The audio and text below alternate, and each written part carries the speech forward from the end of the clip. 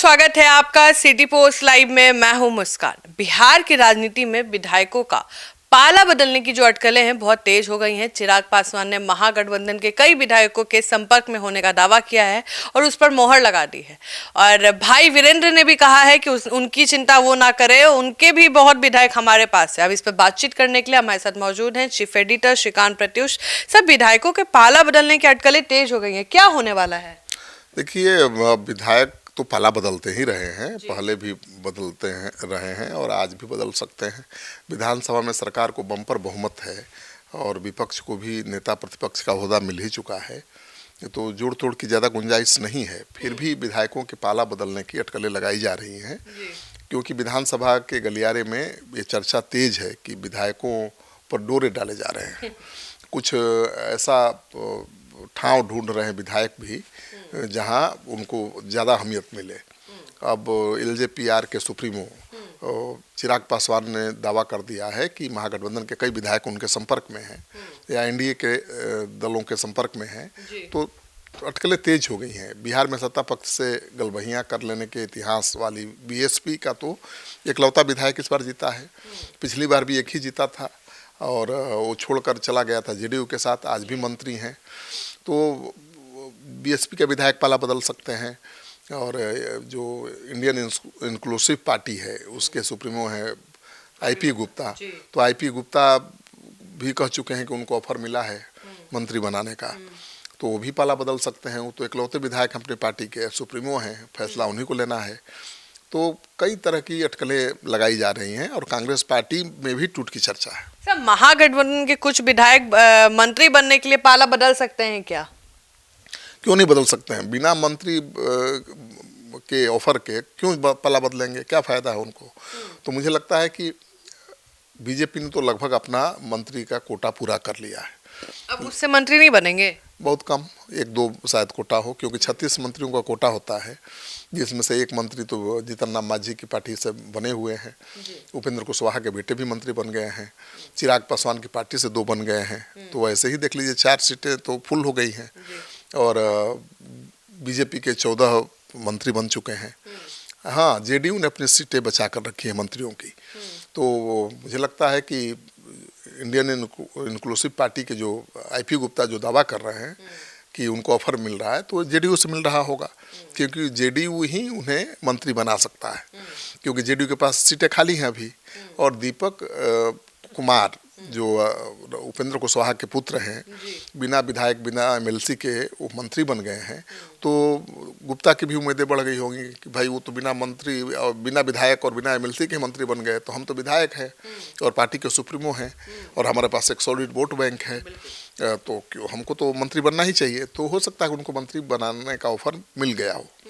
लेकिन सर, बहुत सवाल उठ रहे हैं, लेकिन आप भी मानते हैं, हम भी मानते हैं सर कि अगर अपनी ही सरकार हो और उस पार्टी के विधायक हो तो काम करने में आसानी होता है, बजट पास होने में भी तो आसानी होता है।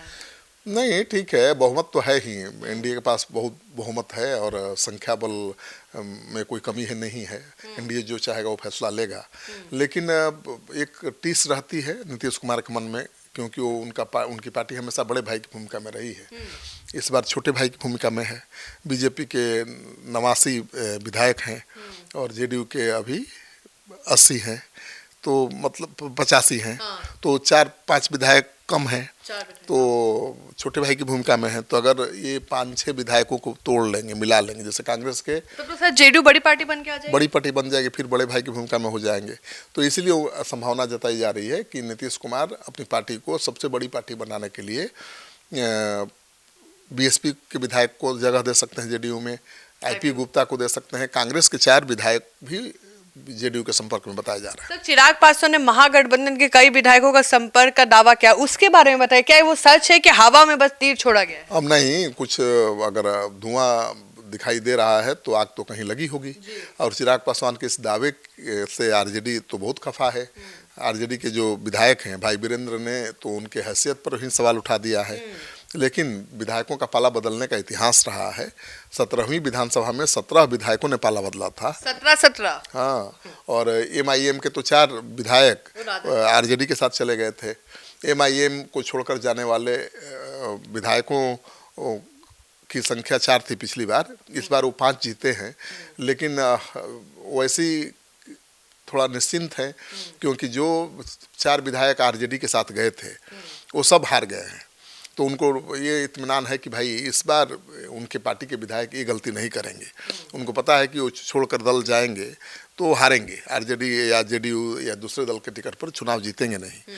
तो एमआईएम में टूट की संभावना इस बार कम है, लेकिन बीएसपी टूट सकती है, कांग्रेस पार्टी के 4 विधायक टूट सकते हैं। सर अभी आपने कांग्रेस की बात की, क्या कांग्रेस के विधायक भी पाला बदल सकते हैं? बिल्कुल, सर नेशनल पार्टी है, लेकिन ये कहना मुश्किल है, लेकिन संभावना से इनकार कैसे कर सकते हैं। कांग्रेस के केवल 6 विधायक हैं, उनमें से 4 के पाला बदलने की चर्चा भी है। और नीतीश कुमार ने कई मंत्रियों का कोटा बचाकर, मैंने पहले बताया आपको, कि रखा हुआ है। और चर्चा है कि बीएसपी और आईपी गुप्ता के साथ साथ कांग्रेस के भी 4 विधायक जेडीयू में जा सकते हैं और उनको मंत्री बनाया जा सकता है। ऐसा ही ऑफर कांग्रेस के विधायकों को भी मिला होगा, क्योंकि कांग्रेस के नेता भी मानते हैं कि उनके 4 विधायक एनडीए के संपर्क में हैं। कांग्रेस के नेता मान रहे हैं? बिल्कुल, डॉक्टर शकील अहमद खान से मेरी बात हुई, उनका भी मानना है कि उनके 4 विधायक टूट सकते हैं। तो सर नाम उन्होंने क्यों नहीं, आप भी डिस्क्लोज नहीं कर रहे हैं, आपके पास भी नाम है, नाम क्यों नहीं डिस्क्लोज हो रहा है? नहीं, नाम अभी कैसे आप कहिएगा, जब तक टूट हो न जाए तब तक कहिएगा तो इनकार करेगा विधायक। क्योंकि जब तक विधायक पाला नहीं बदल लेते हैं तब तक तो कहेंगे नहीं कि हम जाने वाले हैं। सर विश्वास मत के टाइम भी आपने कुछ नाम लिए थे, वो उन्होंने पाला बदला भी था। हाँ, तो ऐसी संभावना आएगी तो हम लोग उनका नाम का खुलासा करेंगे। लेकिन कांग्रेस के 6 में से 4 विधायक जा सकते हैं जेडीयू के साथ, आईपी गुप्ता जा सकते हैं, और बीएसपी का एक विधायक जो चुनाव जीता है वो भी जा सकता है। और बीएसपी के विधायक जब भी जीतते हैं चुनाव पाला बदल ही लेते हैं। सर एआईएमआईएम के भी जेडीयू में जा सकते हैं क्या?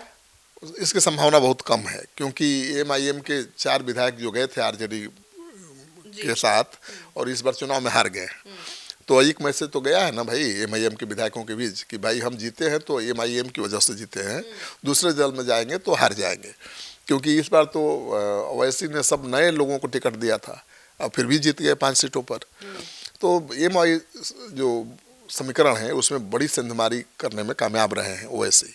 तो महागठबंधन की चुनौती बढ़ी हुई है और विधायकों का महागठबंधन के दलों से मोहभंग भी हो सकता है, क्योंकि एनडीए बहुत मजबूत दिखाई दे रहा है। तो टूट तो संभव है। तो आप सुन रहे थे पूरे डिबेट को, आपको क्या लगता है किसके विधायक किसके कनेक्शन में है?